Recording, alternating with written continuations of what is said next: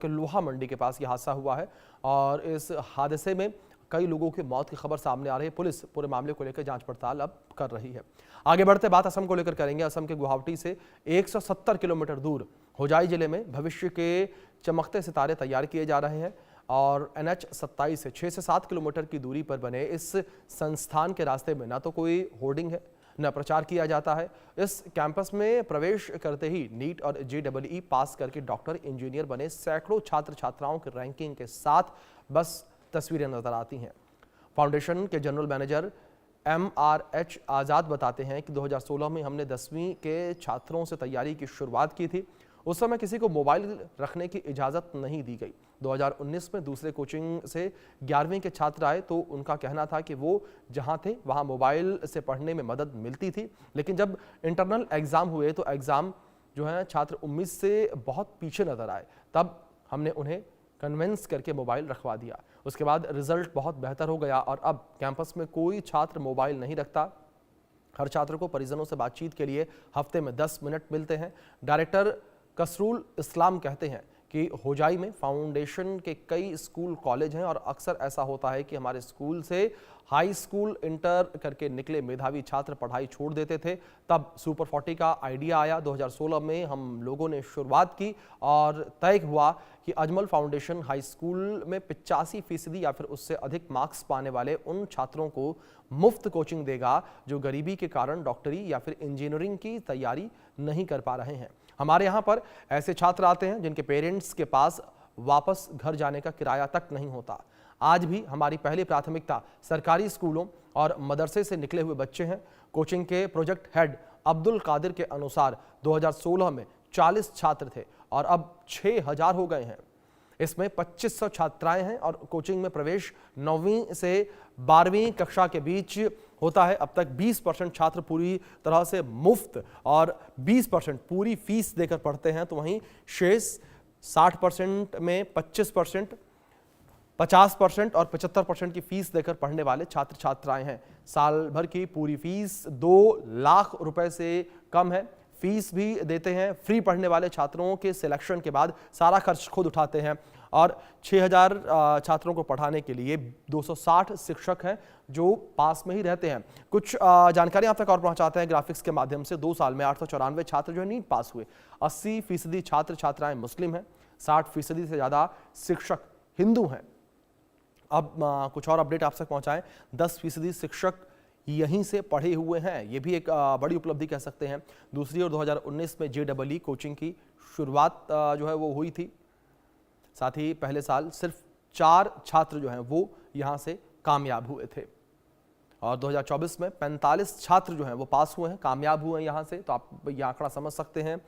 और यहाँ पर रिजल्ट को लेकर बात करें, लड़के 318, लड़कियाँ 152, कुल 470 जो हैं बच्चे जो हैं वो पास हुए। उनका रिजल्ट जो है वो बेहतर निकलकर सामने आया है। उन्होंने उपलब्धि जो है ये हासिल की है। तो कुछ इस तरीके से ये पूरा रिजल्ट निकलकर सामने आया है और साल में 894 छात्र जो है वो नीट पास हुए हैं। ये जानकारी जिस तरीके से है तो एक बड़ी उपलब्धि इस शैक्षणिक संस्थान के लिए है। जिस तरीके से संस्थान से बच्चों को बेहतर शिक्षा मुहैया करवाई जाती है और इस बेहतर शिक्षा का ही ये नतीजा है कि बच्चे जो हैं, जो गरीब बच्चे खास तौर पर हैं, वो यहाँ पर मुफ्त में पढ़ाई कर पाते हैं। इस बीच हमारे सहयोगी निबिर डेका जुड़े हैं, उनका रुख करेंगे, हम इंफॉर्मेशन उनसे लेंगे। निबिर, अगर इस संस्थान को लेकर हम बात करें, जिस तरीके से संस्थान को लेकर बातें निकलकर सामने आई हैं, इस संस्थान के बारे में क्या इंफॉर्मेशन आपको मिल पाई? किस तरीके से बच्चों को यहाँ पर पढ़ाया जाता है? किस तरीके से जो दूसरे संस्थान हैं उनसे अलग तरीके से यहाँ पढ़ाई होती है और बच्चों को एक तरीके से ट्रेन किया जाता है भविष्य के लिए?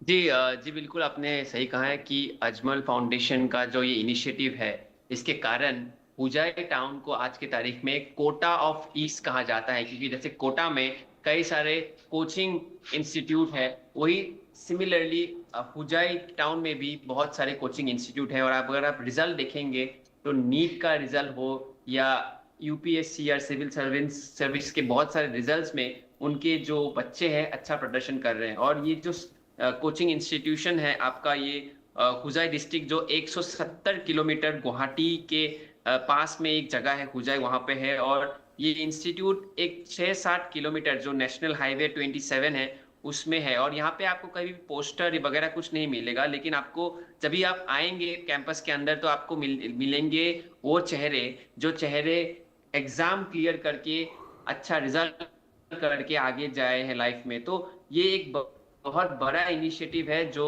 फाउंडेशन की तरफ से लिया जा रहा है, और इसके कारण आप देख सकते हैं कि ऐसे छोटे शहर से, ऐसे छोटे टाउन से भी अच्छे जी अच्छे रिजल्ट्स आके लोग कॉम्पिटिटिव एग्जाम्स क्लियर करके, बच्चे कॉम्पिटिटिव एग्जाम्स क्लियर करके आगे जा रहे हैं। जी निबिर, अगर इस कोचिंग संस्थान के सिलेक्शन प्रोसेस को लेकर बात करें तो किस तरीके से जो छात्र हैं, जो बच्चे हैं, उनका सिलेक्शन किया जाता है?